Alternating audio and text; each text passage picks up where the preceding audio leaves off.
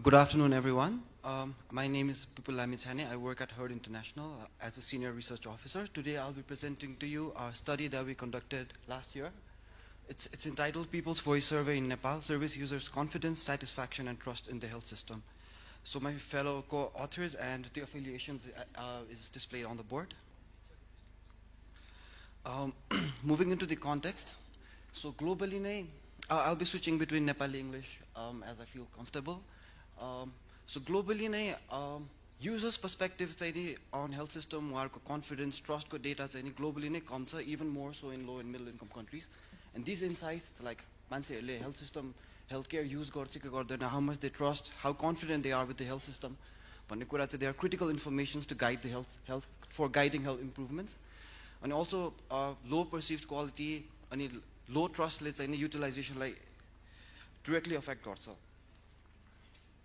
So I'll be talking to you about the People's Voice Survey. So People's Voice Survey, it's a globally survey. It's designed by Quest Network, comprising of different universities. Basically, it's a phone-based survey that's designed to incorporate people's voices into the measurement of health system performance. It's also a very cost-effective and a quick way of evaluating people's perception. And maintaining people's voice survey, it gathers information on confidence, perception of quality, and overall trust cost. So methodology, so we're trying to measure confidence, quality, trust issues. We're trying to do that. So what we did is, it's got two components, mainly qualitative quantitative components. Qualitative side ma हामीले के गर्यो भन्दाखेरि so the जुन global PVS tool छ त्यसलाई चाहिँ हामीले हाम्रो हिसाबले नेपालको कन्टेक्स्टमा कन्टेक्चुअलाइज गरेर त्यसलाई हामीले चाहिँ cognitive interview गरेर we went and tried this tool with different participants, different demographic characteristics भएको मान्छेहरुसँग try गरेर to see if there were any misinterpretations or misrepresentation. हामीले चाहिँ उहाँहरुलाई गएर what do you think of this question?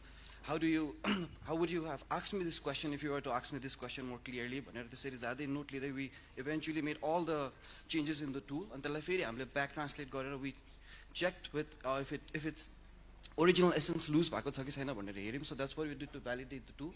So quantitative component मा चाहिँ नि हाम्रो we use the same tool अनि जो everyone who's above 18 years of age जो चाहिँ नि नेपालमा reside गरिराख्नु भएको छ, we're all our respondents.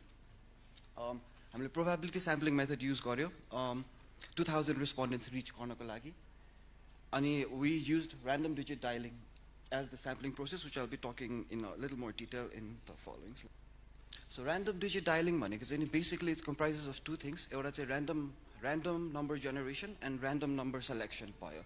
So what we did was we did a little bit of research. नेपालमा भएको major telecom providersहरु को छ, कुन कस्तो खालको नम्बर्सहरु, कुन prefixहरु बाडिएको छ भन्ने चाहिँ नि हामीले pre-identify गर्यौं. All those identified prefix मा चाहिँ नि हामीले चाहिँ नि 000 देखि 9999 सम्म lowest possible देखि highest possible range create गर्यौं. We ended up with 123 million possible phone numbers. त्यहाँबाट चाहिँ नि हामीले market share हेरेर Ncell को, NTC को र Smart Cell को त्यही अनुसारले proportionately हामीले चाहिँ नि sample draw गर्यौं. And we had around 49,331 चाहिँ नि हामीलाई sample चाहिन्छ to complete 2000 interviews भन्ने calculate गरेर randomly हामीले त्यतिवटा sample चाहिँ draw गर्यौं.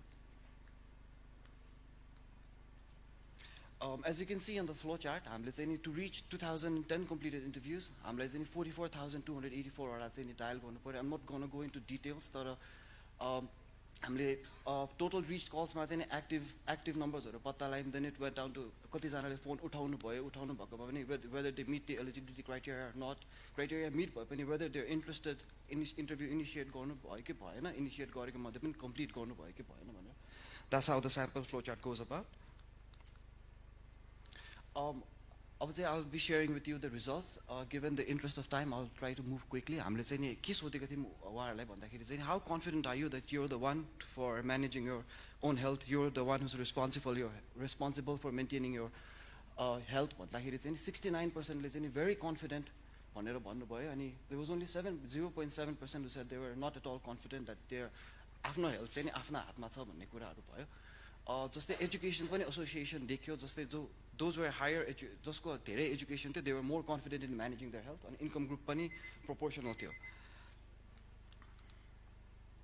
And we also asked how confident are you to communicate with the provider.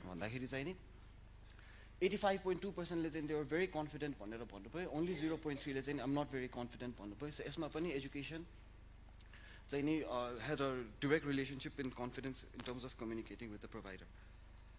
हामीले उहाँहरूलाई do you have a usual place of care जहाँ चाहिँ तपाईँ नर्मली जानुहुन्छ, कुनै ट्रस्टेड सोर्स अफ केयर छ कि छैन भनेर सोद्धाखेरि आउट अफ 2993ले चाहिँ नि छ, I do have a usual place that I go for treatment भनेर भन्नुभयो. सबैभन्दा धेरै चाहिँ नि बेसिक हेल्थ सर्भिस सेन्टर्समा जानु हुँदो रहेछ, फलो बाई प्रोभिन्सियल हस्पिटल. सबैभन्दा थोरै चाहिँ नि मिसन हस्पिटल्स एनजिओ आइएनजिओको अन्तर्गत भएको हेल्थ फेसिलिटिजहरू चाहिँ सबैभन्दा लिस्ट युटिलाइज भनेर आयो.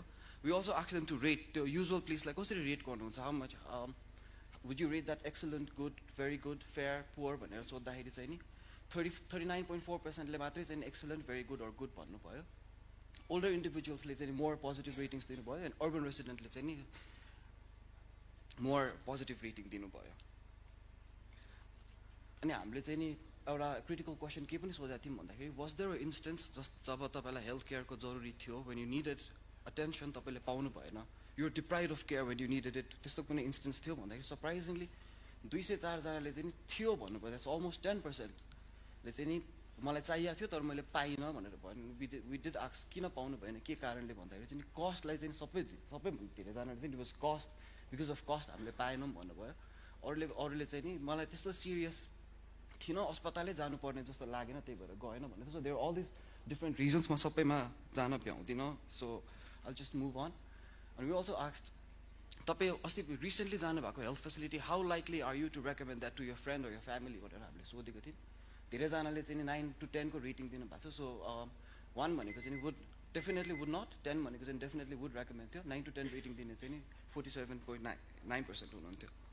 सो कन्फिडेन्स रेटिङमा हामीले यो 3टा क्रिटिकल क्वेसन पनि सोधेको थियो. How confident are you in receiving quality care when you're sick, how confident are you in being able to afford quality care when you are sick, and how confident are you that government considers public opinion while making healthcare decisions? When 3टा question सोधेको थियौँ. So 1656 out of 2000ले चाहिँ नि I'm confident भनेर भन्नुभयो. Ability to afford slightly थोरै, 1313ले चाहिँ नि confident in ability to afford भन्नुभयो. 990ले चाहिँ नि government considers public opinion भनेर रिपोर्ट गर्नुभयो. We also asked them health system कस्तो भइरहेछ त, how do you think it is भन्दाखेरि चाहिँ नि it's getting better भन्ने चाहिँ 74.7% हुनुहुन्थ्यो, it's getting worse भन्ने चाहिँ 7.7% हुन्थ्यो, it's the same, खासै केही चेन्ज भएको छैन भने चाहिँ 17.6% हुनुहुन्थ्यो. We also asked them health system कस्तो छ तपाईँको evaluation, how is it doing भन्दाखेरि चाहिँ नि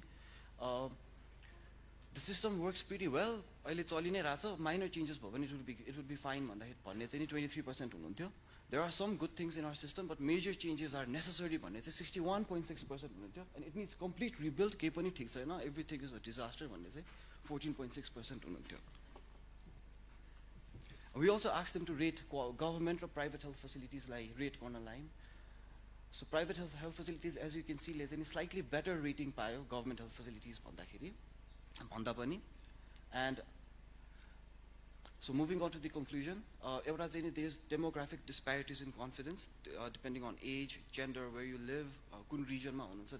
That was त्यसको चाहिँ नि इफेक्ट कन्फिडेन्समा थियो. अनि युटिलाइजेसन पनि रुरल रेसिडेन्ट चाहिँ नि मेनली बेसिक हेल्थ सेन्टर्समा, अनि प्राइभेटहरू के अरे अर्बन एरियामा चाहिँ नि प्राइभेट हेल्थ फेसिलिटिजहरू चाहिँ नि युटिलाइज गर्ने हामीले पत्ता लाग्यौँ. अनि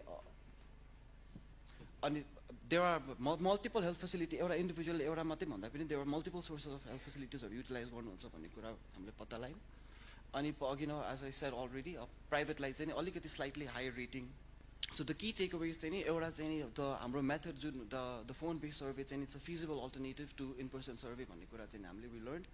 एउटा चाहिँ नि one thing I would like to एउटा takeaway message चाहिँ नि 10% of the participants despite of needing healthcare ले चाहिँ नि पाएन. That's, I think it's something pretty serious and needs to be looked at. Facility preference को कुराहरू भयो. Half को चाहिँ नि do they have a specific group of provider on public health facilities चाहिँ नि त्यो मध्ये सबैभन्दा most preferred थियो. Quality ratings मैले अघि नै पनि भनिहालेँ. So strategic recommend चाहिँ नि 2030 universal health UHC हामीले reach गर्नु छ भने चाहिँ नि we have to improve provider skills, service availability improve गर्नुपर्छ. अनि सानो तिनो कुराले if we can increase trust, that would result in better utilization of healthcare services. Thank you very much.